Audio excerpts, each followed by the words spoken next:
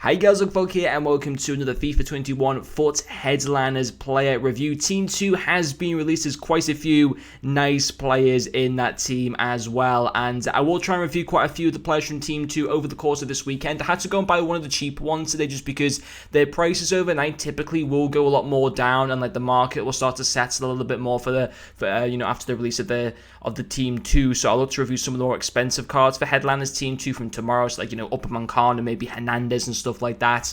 I'll try and review maybe 5 or 6 of them over the course of this weekend. But yeah, we're starting off with Rafinha. He actually fits perfectly into my main team, taking the position away or going into the team for the FUT Freeze Marquinhos. I did buy him for just under 80,000 coins. 3 games played with him, 1 goal scored and 4 assists. He does have 4-star skill moves as well as 4-star weak foot. He does have some very nice in-game stats: 87 shot power, 90 long shots, 88 ball control, 93 short passing as well. I did have the engine chem star apply to him. He also has an abundance of traits as well. The AI traits of technical dribbler and playmaker, and then also the injury prone and flair trait as well. And in terms of how this car was to use in game, he was good.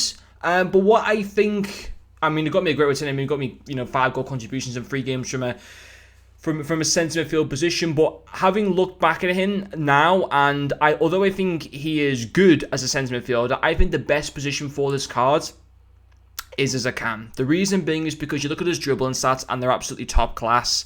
You look at his shooting stats, and apart from his finishing, which is at 80, the rest of his finishing stats are very, very good. 90 long shots, 87 shot power. He did score me a pretty nice goal as well inside the box. Whilst this card, I do think can be played well as a box-to-box midfielder, I think his best position, honestly, is switching him to a camming game. You get the benefits even more of his amazing passing, of his amazing dribbling.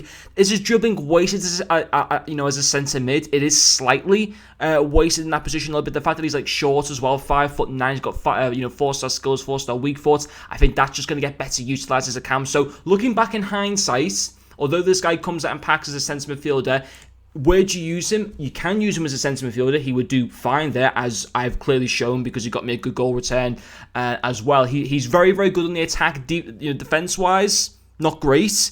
74 defending is kind of good on paper to have. I never use him as a CDM and never recommend that.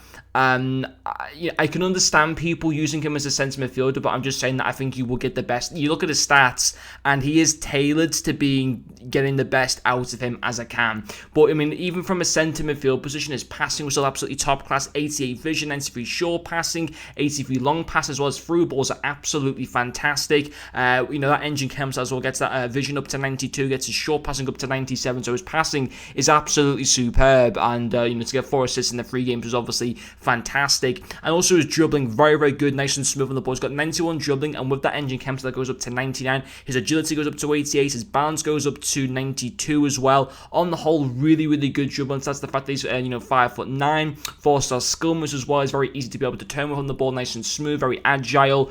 And again, that's just something that I think, whilst it's nice to have good dribbling on a centre midfielder, I think you're just going to get better out of that having him as a cam. I think that's just going to be his best position. And I don't know who PSG got coming up. They're not having the best of their seasons in League One, but they will at some point between now and the end of the season win 4 consecutive League One games. It just will happen. So already there would be an upgrade. I don't know if that team upgrade would take him to an 86 or just to an 85, I'm not too sure. He's already had like 1 or 2 informs as well this year, so there's a decent chance he picks up another inform. It's one of those cards that he's 1 or 2 upgrades away from being absolutely insane. And even now, to be fair, he was still decent, maybe slightly a little bit too expensive, but at the same time, maybe he isn't, because he does have the very good chances of being able to kind of be used as a bit of an investment buy, because yes, you might have to pay a little bit more than what you'd like to up front at the moment, but you'll reap the benefits later down the road when this guy all of a sudden, let's say the next 7 or 8 weeks, is an 87 rated card because PSG have gone on to win their 4 games